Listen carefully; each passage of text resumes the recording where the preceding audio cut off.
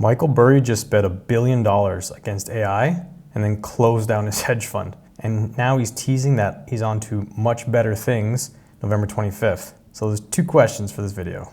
One, is he right? And two, what the heck's going on?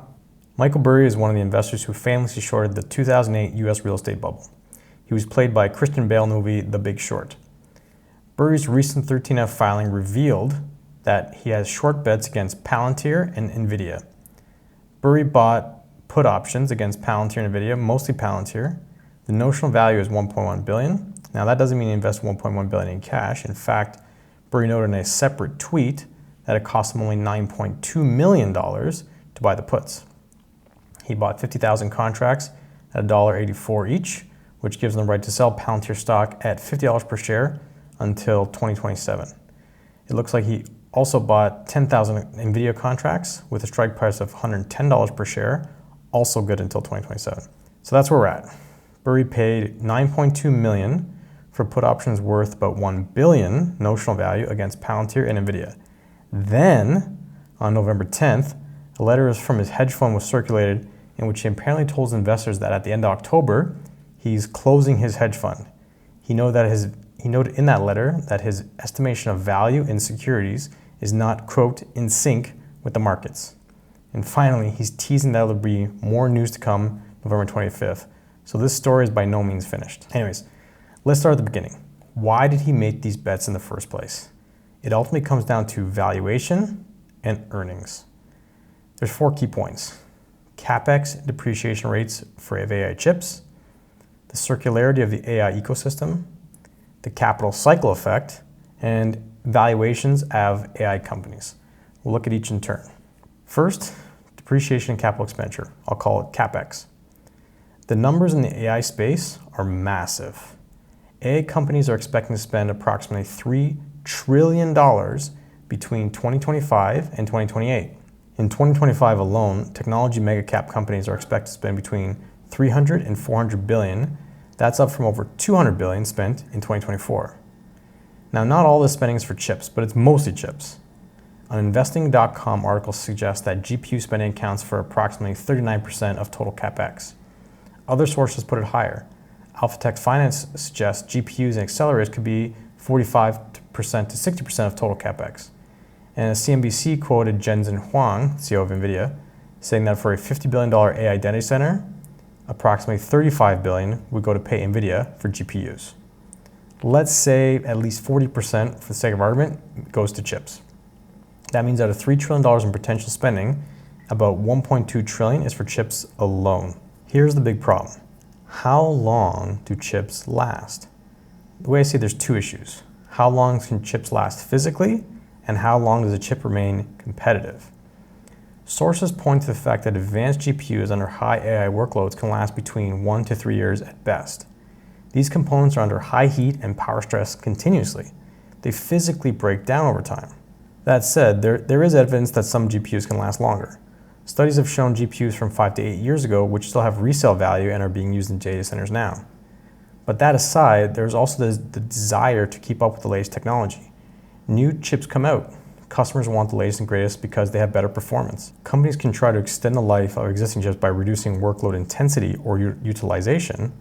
But then if you're Nvidia or a hyperscaler, cloud computing giants like Amazon, Microsoft, Google, selling chip capacity, revenue goes down by extending the life of older chips.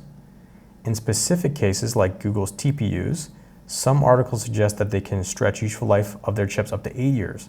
But that's really specific to Google's custom chips and not industry-wide for the GPU market. The problem Burry notes in his tweets is that companies are depreciating these assets over a much longer time periods. The effect of this is that reported earnings for these companies are too high. Depreciation is an expense. Increased depreciation life, and the company shows lower expense. Lower expense, higher profit. In fact, Microsoft said it themselves back in 2020. Quote, "In July 2020, we completed an assessment of the useful life of our server and network equipment and determined we should increase the estimated useful life of server equipment from 3 years to 4 years and increase the estimated useful life of network equipment from 2 years to 4 years. This change in accounting estimate was effective beginning fiscal year 2021.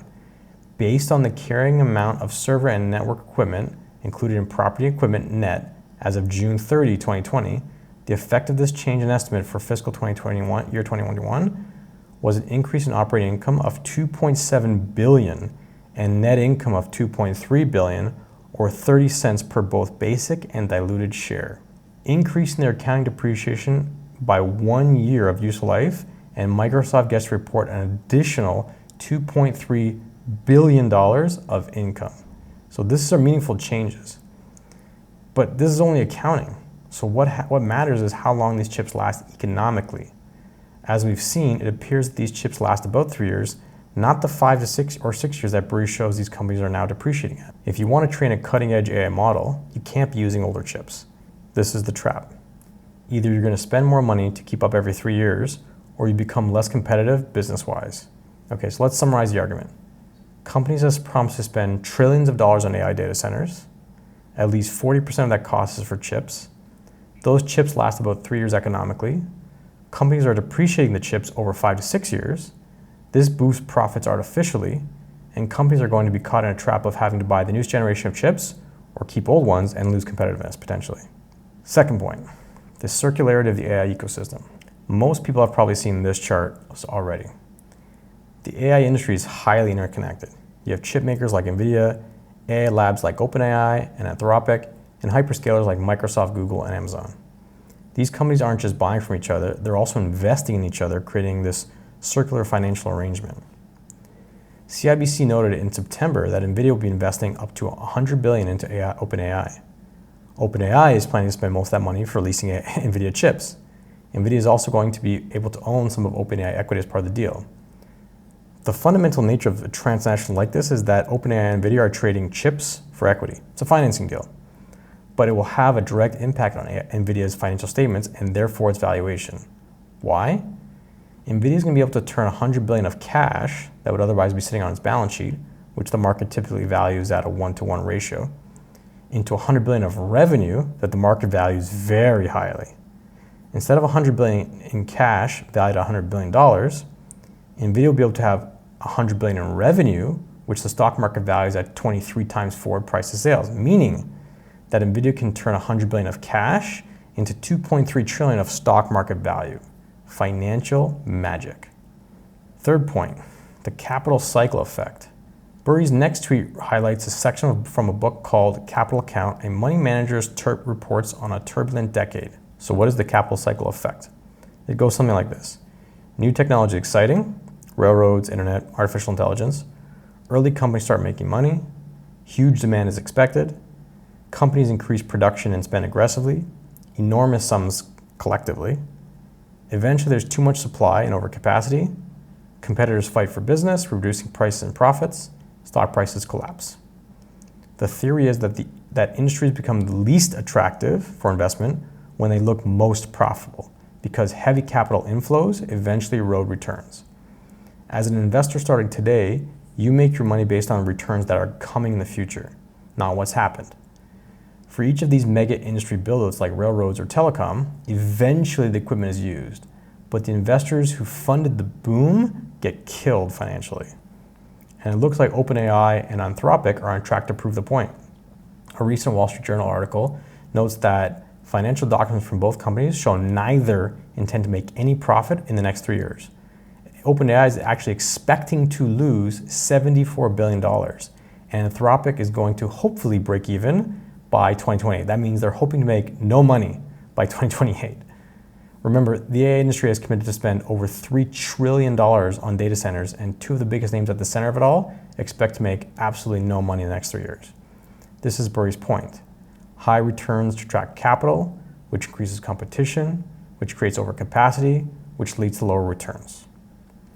Lastly, we're going to come to valuation. So as you can see from this table, of the companies that Michael Burry has targeted, Palantir and Nvidia are by far the most highly valued on either a price to sales or price to earnings basis. It's not even close. You might be thinking, yes, but they're also growing the fastest. That's true until you realize that these are the reported numbers. Remember Burry's earlier points. Earnings are too high because depreciation life is too long. Sales and profits are too high because of the circular financing and purchasing arrangements within the AI ecosystem. Add the capital cycle where prices crash in the future due to overcapacity, and it could be a disaster. When it comes to the stock prices, this leads to a double whammy. Not only should sales and profits be lower, but future growth rates should be lower, much lower. And if future growth rates are lower, then the multiples applied to the reported sales and profits of Nvidia and Palantir should also be much lower. Look at the rest of the companies. Microsoft, Oracle, Meta, Google, Amazon, all are growing revenue at a much slower rate. And the multiples they trade at are significantly lower, less than half.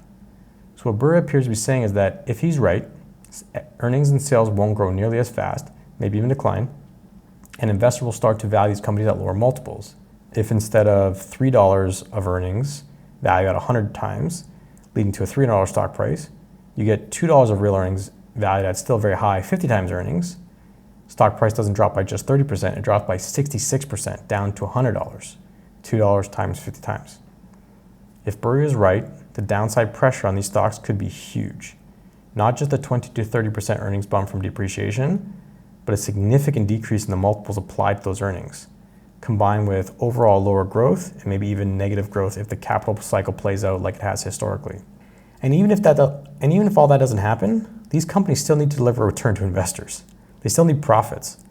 JP Morgan recently said that to deliver a modest 10% return, annual revenue needs to hit $650 billion in the industry, which is the equivalent of $35 per month from every single iPhone user forever. So huge revenue numbers need to be hit just to deliver a 10% annualized return. Okay, so what's the bottom line? Is he right? Burry sounds like he's made a very strong investment case, and he's put money behind it, but he also shut down his fund claiming he's out of sync with the markets. He promised more on November 25th, and he's advised Twitter followers to stay tuned. People point to his 2008 big short as a reason not to bet against them. They also cite that Burry is frequently bearish, and he's made other predictions that have not panned out. Here's what I think. Valuations look extremely high for these companies. If anything goes wrong, the stocks will get cut down. And while Burry has very strong due diligence chops, as he shows in his 2008 big short, that same 2008 situation also shows that he can be very early, even when right. I think his recent fund closing acknowledges effectively the same thing. He doesn't think he's wrong, just, quote, out of sync. He's probably losing money on his puts right now since they're purchased in Q3 of this year at a time when Palantir and Nvidia stocks were lower than they are now. Frankly, I think Burry gave us the right answer in one of his first tweets. Sometimes we see bubbles, sometimes there's something to do about it, sometimes the only winning move is not to play. For me, I'm taking option 3, not playing this game. There are lots of companies to invest in that do not require me to figure out the timing of when the valuations of the businesses at the center of one of the biggest technological advancements in history will decline to normal levels. I just don't need to try to do that. Does Burry's due diligence look correct? Yes, it does. When will this all play out? I have no idea. On the surface, it doesn't look like Burry knows that either. In investing, it is completely fine to use the words, I don't know, and just move on to the next money-making idea. Do you think Michael Burry is right? I'd love to know your thoughts below down in the comments. If you enjoyed this video and found it useful, please give us a like and subscribe. Hi, I'm Charles. I don't like most investing in finance content I see online.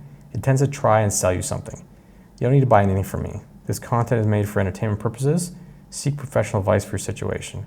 I want to make financial freedom accessible to the average person. Profit is desirable, ownership is freedom. Good luck and goodbye.